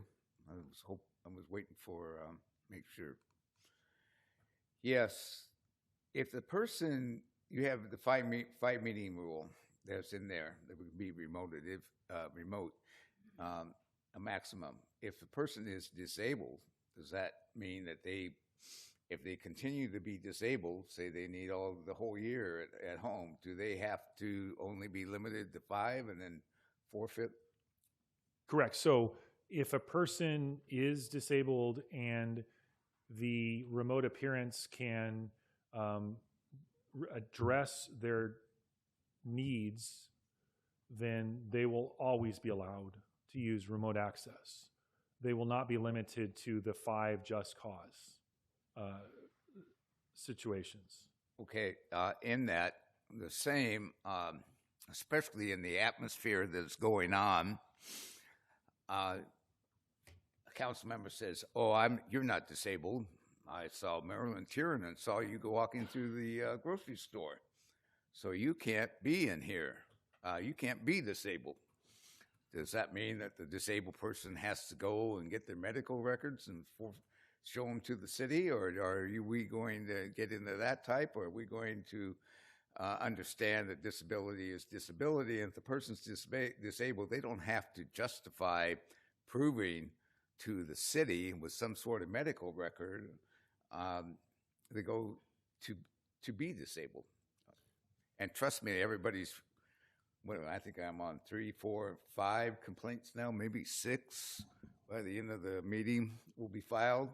So I'm sure that there'll be more. I would hate to have one for disability for me or anyone else that have to say they were being false and be investigated.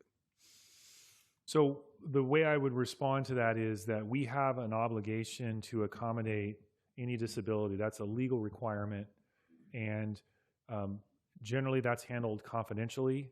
So if any member needs an accommodation, the correct response would be to reach out to management and me, and we will apply applicable law as it's been interpreted. We would never rely on gossip or allegations or public comment. We have a duty to accommodate people, and as the chief legal officer for the city, I would always make sure that we are doing that for anybody. And so that's my answer, Councilmember Fuller. I can't stop people from making comments, but I can tell you that the organization, with my legal advice, would always follow the law and not what we hear from whatever. Well, then let me put in another one. Would HIPAA apply to the city if they demanded some sort of medical record? Well, that's beyond the scope of tonight's discussion. What I will say is we will follow applicable law. There are means that we have as an organization when we accommodate people who are raising disabilities and requesting accommodations. There's a process we follow. We will follow that process. That process will respect all applicable laws. But I do want to be clear that if someone is doing more than 5 remote appearances, it is going to be known that you are relying on the disability ground. So I want to be clear that we cannot, we cannot stop the knowledge that you are constantly appearing remotely because you need an accommodation. But as far as the the specifics and any, medical diagnoses and other personal information like that, we would follow applicable law. And we would always follow applicable law on that. Who determines what is a reasonable accommodation? That's an ADA question that we will address if and when we need to do so. The other one is say you as a city attorney award a reasonable accommodation, but the others say it's not and vote not to have that reasonable accommodation. How would that be handled? So first of all, I don't make decisions for the city. I'm an advisor. So city management would make that decision with my consultation. In other words, if the council voted to rescind the reasonable accommodations, that person disabled would lose them. I'm not going to address these hypotheticals. All I will say is that my advice and city management will follow, based on my advice, I expect city will follow the ADA. If there was some resolution or something that the council sponsored, I would give advice if and when that happened. But I'm not going to address something that seems pretty far-fetched in my opinion. Oh, your conversations are becoming costly, so I understand. In terms of, not necessarily here, but in terms of the social media, all right, say, how about another member of the household or a family member of the household where the council member resides decides this is all it, and then give a comment like, if you keep lying, you're going to lose your teeth, type comment to it. How does that work? I mean, can a family member get in there, or a family member comes in and says, hey, you realize you're violating the Brown Act? Are you trying to deliberately violate the Brown Act? Comes on social media. But obviously they live and work and been married to the council member. How are they entitled to come on to the social media? No. Okay. The Brown Act applies only to the 5 of you. Your family members, your best friends, your close associates are not counted for purposes of a serial meeting. Okay. I like the verbatim on disruption. I like the verbatim minutes if we do go on. Thank you very much, legislature. The other one is, how do we determine 20% needing translations? And during that, it wasn't just translations as I read it, but there was another caveat. Translations is hard to understand and speak English. Also requires translation. And it seems like those are all bound together at 20%. And how do we determine that 20%? There's something called the American Community Survey, which is a demographic. I don't know what agency or organization produces it, but that is commonly available, and that is the organization or the agency that provides the data that we will rely on. It's objective, reliable data that we can rely on, and that's what we've already consulted to determine we're at about 18%. We're not there yet. Okay, if we implement this, it cannot be construed as the city is now ADA compliant. We're just going with the Brown Act. But if we put in two-way communication and get the act together and get this underway and disabled called in, the city isn't complying with the ADA Act. The city is complying with the Brown Act that we allow. And that's, to me, is important, because the city is I don't know how to say it, is disabled evasive, not even a disabled avoidance, but disabled evasive. I've sat here, oh no, we can't afford it. We only get $50,000 for ADA, yada, yada, yada, but we have the council one. Well, that doesn't count for ADA compliance.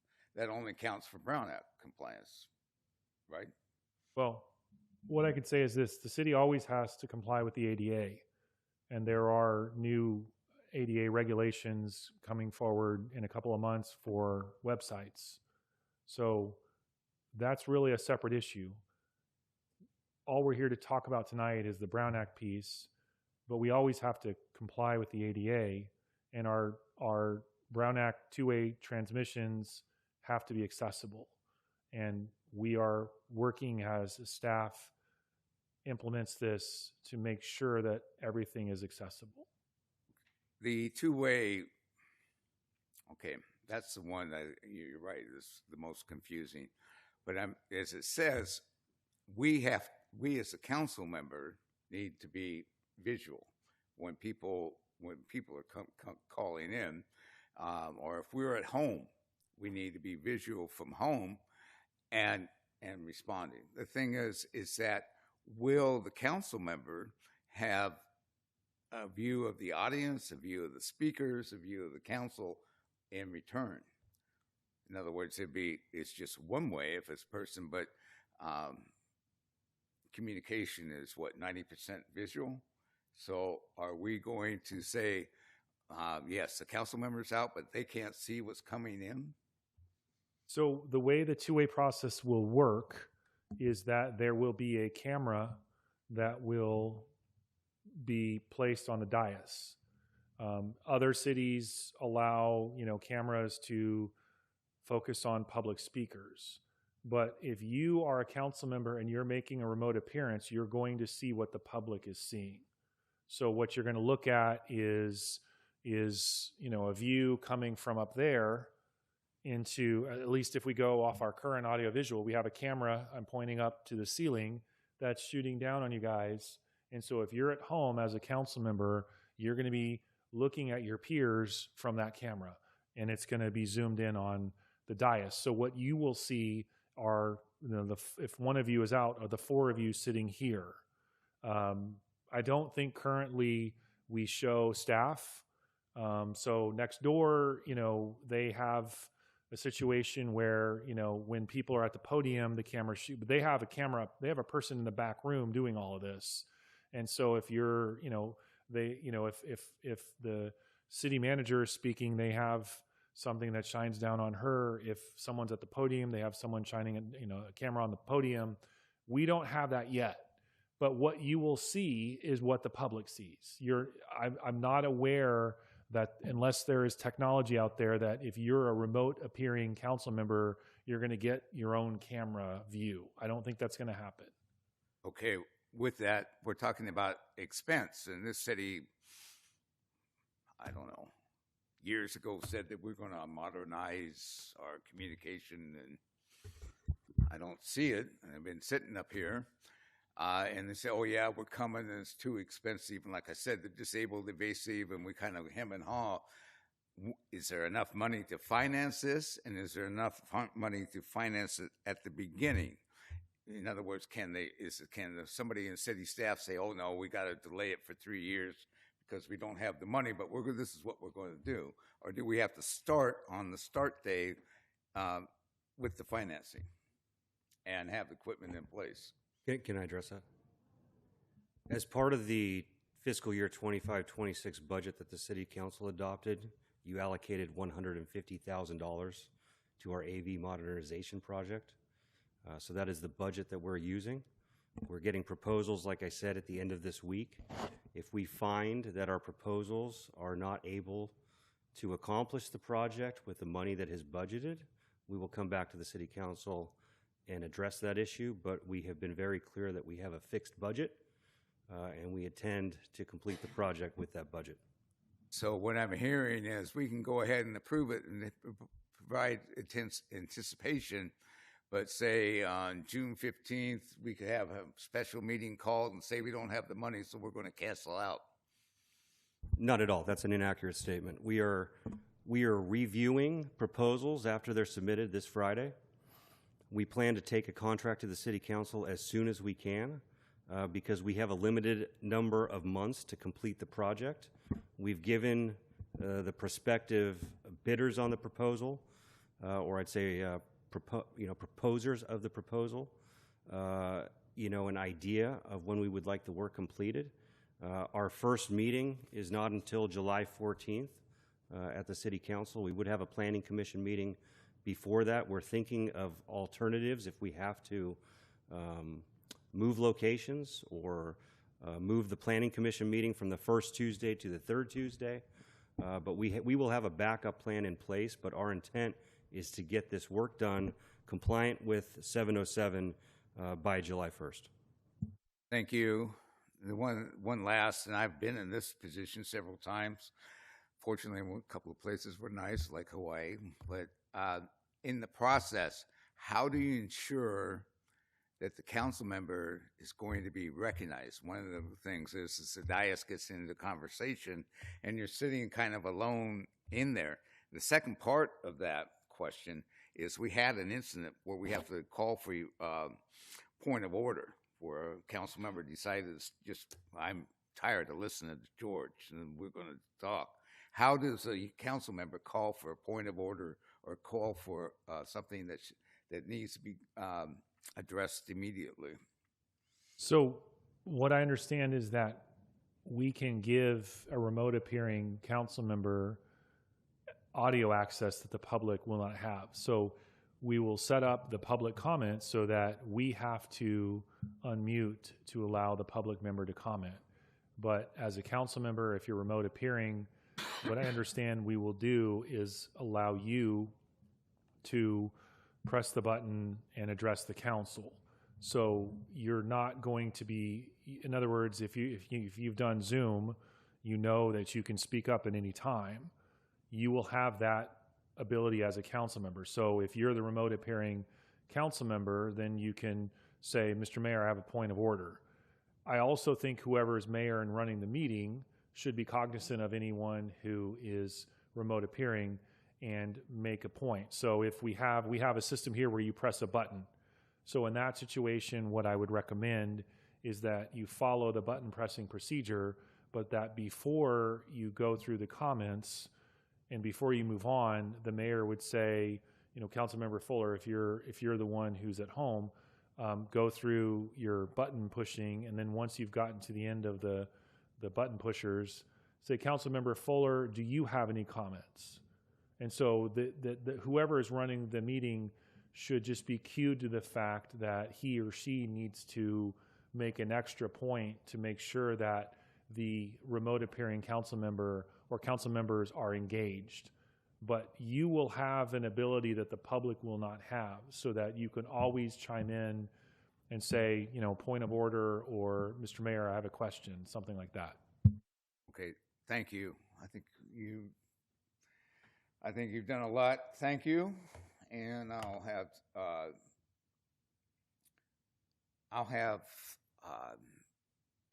more comments during the discussion. Vice Mayor Meadows. I think this is the discussion. It's a work session. So I'm okay with whatever platform is needed. I mean, I'm assuming Zoom, but if it's a different platform, I'm fine with it, whatever works best for the city. I would, at this point, after thinking about it, I would say camera off for the audience. We probably would be better off having the camera off. So those are my comments. Okay, and before we go into final discussion, is there anybody with public comment that would like to speak on this before we continue on with this workshop? Seeing none, I'll take it back to the council for discussion. Councilmember Williams. Yes, well, first I must... Williams. Did you? I said Williams. Okay, thank you. So I go back and forth with the cameras on. I can see instances where that could potentially be problematic, right? But I think there's also an element of humanization that comes from people being able to see each other. So, you know, I kind of go back and forth. Obviously, there would need to be accommodations, right? If somebody can't, if their camera doesn't work, there's not like, okay, well, you can't be in the meeting or something like that. And I think people could choose not to put their cameras on, right? Like we're not going to force them. Just like, you know, they can be in here and not have to pay attention. So I would think that wouldn't really be something that we enforce, but I like that sort of humanization, right? I think we're all very used to sitting behind our keyboards and just forgetting that on the other end of whatever dialogue or discussion that's happening, that there's a human being. So I kind of like that aspect of it. Again, I'm kind of open to discussing that, but I would really like to have that. And I think, you know, all this conversation and all this discussion about ADA and how important it is and stuff. I believe that was the argument I used for why we needed to implement this multiple years ago. And Councilmember Fuller, you voted no on it. You said if it wasn't important enough for people to come down, then we probably didn't need to provide access. So that's just an interesting change. I'm glad you saw how important it is to enable people to meet us, how they can meet us. I think that's really an important thing that we're doing. So I think I would personally prefer sort of that two-way visual, but I can be steered either way. I do prefer Zoom way over Teams. Like Teams just has so many issues, so that's just my bit about that. Councilmember Fuller. Yes, first, thank you, City Attorney Cole. You remind me again how I'm glad I didn't study law, and I'm glad you did. But there's a lot to it. There always is a lot to the Brown Act, and this is a major shift. I think it's for the good. I do have some concerns when we start talking disabled and at home. Yes, that's good, but when we come to the ADA, what we really should be thinking about is this is one of the last resort. I see it as responsible of the ADA to get people here and find a way for them to converse, especially interpretation and ASL is out, although you need that. So you need a visual of writing because a lot of younger kids don't have it. Younger kids, young adults, they just haven't learned ASL, or for the ASL for the older ones. So it becomes difficult. But we should be making sure that, okay, we've taken care of the disabled. No, not totally. The best thing to do is provide transportation in some manner or encourage people to attend, and only when they are unable to attend that we have this alternative, and to be there to bring that. I don't know. I heard maybe I misread it, but my understanding is, from the way it was presented, we don't have an alternative in terms of visual. If we go to July 1st, aren't we? I don't know. To me, it's a good thing to go two ways with visual and see the audience. So I'll put it there. I was wondering if we had a choice not to have visual after July 1st, and we have two-way communication. That was a nightmare. I shouldn't say a nightmare. I really have to hand it to Mayor Sue Higgins, because she's the first one that came up, and she handled some extraordinary circumstances and handled them quite well. But over time, we need to make sure that those don't come about. And I do believe two-way would be the best way.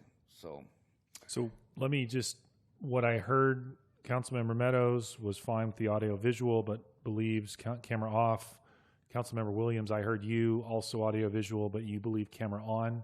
Councilmember Fuller, what I heard, you believe audio visual, camera on. On, right. I'm going to have a question about that, though.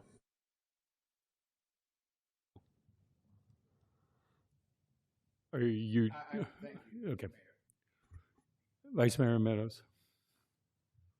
So if we do go with full visual, if we can see the speakers and the attendees via Zoom or whatever, do we have the ability, or would we have the ability to shut their cameras off? Because if we don't have the ability to shut down the camera, just the audio, then I say no visual. But if we have the ability to be able to shut down a camera, then I'm okay with going full video. So the answer is yes, with very limited situations. If someone exposed themselves, we could shut off in that situation. If someone did something lewd, yes. That's probably really the paradigmatic situation where we could turn off the cameras. But yes, that we could turn off in that situation. But if someone has a sign behind them that says F the city council, and that's their background, we can't turn off. Well, I mean, the problem is we can't turn off in that situation. So that would be, if someone wants to get really creative with their backgrounds and essentially engage in a form of speech with their backgrounds and say things that might be considered very offensive to some, unfortunately, we would have to honor that if the cameras are on. It would only be, I think, the lewdness exposure situation where we'd be able to turn it off. Councilmember Shaw. I have kind of gone back and forth as well about the camera on or camera off. Obviously, I want audio and visual, all those things. But as of this morning, I was camera on thinking about this. And then hearing all of this, now I'm kind of, because I was also worried that if a person was required to be on camera, I didn't want anyone to feel like if they weren't camera ready, then they weren't welcome to come speak at our meeting. So I wanted to make sure that all of the options were available. So I would go either way, wherever the council majority would go. I'm okay either way. I do want to just note that when we do this, because we have to do it, I just don't want to get it to where a lot of our presenters come virtually because now they can. I think that having them in person is important. Obviously, if there's a need, we can, but I have seen a lot of other cities that have continued with the audiovisual, and a lot of their presenters and their auditors and all these things started coming in through the Zoom link and not in person, and I just think that's very impersonal. So I just want to make sure that we are continuing to have them here in person, but obviously if there is a situation, it would be nice that we wouldn't have to postpone the meeting, but I just don't want it to become the norm. So those are my only comments. So just to clarify, if we go camera on, speakers are not required to go camera on. So if they want to just have the default Zoom screen with their initials, that's fine. So it would be their choice. Yeah, that was one of the things I was thinking about this morning. So, Councilmember Williams. I think sort of going back to, could we turn it off if there was lewd? So I think we have to consider it's just an extension of like what's in here, right? Anybody can be in here and they can be holding up a sign that we find offensive. So I think we have to kind of apply the rule of thumb equally, right? Like whatever we practice in here will be the same thing that we have to practice towards Zoom, I would assume. And it has to be sort of spelled out and laid out so that everybody kind of knows the rules, right? Correct. Okay. And then I guess I'm last to weigh in. I think the camera on is it's easier to hear, and people get more out of it than trying to go through the website where there's a little more buffering and everything like that. Did staff get what they were looking for as far as direction? Yes. Thank you, Council. Okay. With that, we'll move to item 9, closed session. Item 9.1, conference with legal counsel, anticipated litigation, significant exposure to litigation pursuant to paragraph 2, subsection D of section 549556.9, one potential case on November the 3rd, letter from legal counsel from East Bay News Group to the city attorney. We will be adjourning after this. Thank you, everybody, for coming. Our next meeting will be in February. Have a good evening. Thank you.